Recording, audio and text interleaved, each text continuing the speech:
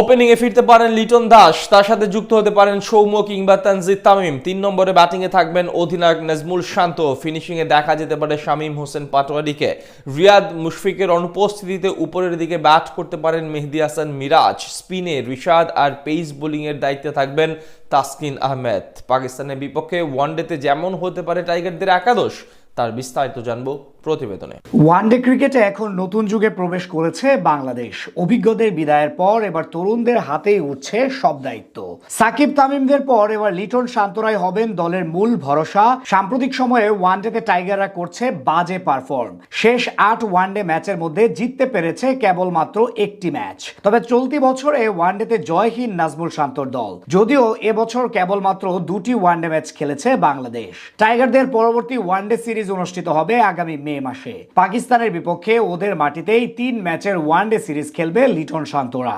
আসন্ন one day series দিয়ে নিজেদের চেনা ফর্মে ফিরতে চাইবে দল। তবে পাকিস্তানের বিপক্ষে একাদশ সাজাতে বেশ বেগ পেতে হবে টিম ম্যানেজমেন্টকে। চ্যাম্পিয়ন্স ট্রফির স্কোয়াডে না থাকলেও পাকিস্তানের বিপক্ষে ওয়ানডে দলে ফিরবেন লিটন কুমার দাস। কেননা এই ফরম্যাটে ইতোমধ্যেই অবসরের ঘোষণা দিয়েছেন wicket keeper batter Mushfiqur Rahim. Opening এর সাথে গ্লাভস হাতে উইকেটের পেছনে দাঁড়ানোর দায়িত্বটাও থাকবে লিটনের উপর। ওপেনিং এ তার সাথে যুক্ত হতে পারেন তানজিদ তামিম ও সৌম্য সরকার। তবে চলমান ডিপিএল এ তেমন ফর্মে নেই সৌম্য সরকার। বিপরীতে গত ম্যাচেও তামিমের ব্যাট পেয়েছে 50-র দেখা। সাম্প্রতিক ফর্মের বিবেচনায় সৌম্যর চেয়ে এগিয়ে থাকবেন তানজিদ তামিম। 3 নম্বর পজিশনে দলের পছন্দ হবেন অধিনায়ক নাজমুল হোসেন শান্ত। চলমান ডিপিএল এ ফর্মে না থাকলেও ওয়ানডেতে টাইগারদের সেরা ব্যাটার তিনি। সদ্য সমাপ্ত চ্যাম্পিয়ন্স ট্রফিতেও ব্যাট হাতে ঝলক দেখিয়েছেন টাইগার অধিনায়ক। 4 নম্বর পজিশনে দেখা যেতে পারে মেহেদী হাসান মিরাজকে। গেল চ্যাম্পিয়ন্স ট্রফিতেও 4-এ ব্যাট করেছেন এই অলরাউন্ডার। 5 নম্বরে দলের পছন্দ হবেন তাওহিদ হৃদয়। 6 নম্বরে ব্যাটিং এ দেখা যাবে জাকের আলী অনিককে।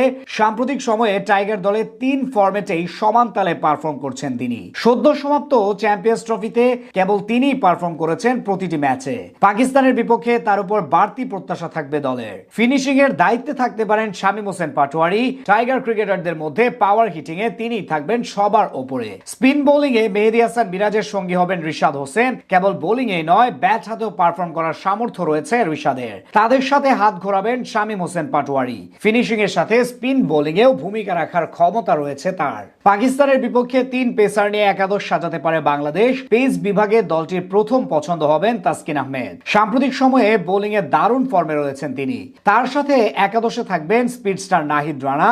পাকিস্তানের বিপক্ষে টেস্ট সিরিজে 152 কিলোমিটার গতিতে বোলিং করে নজরে এসেছেন তিনি। তৃতীয় পেসার হিসেবে একাদশে থাকতে পারেন কাটার মাস্টার মুস্তাফিজুর রহমান।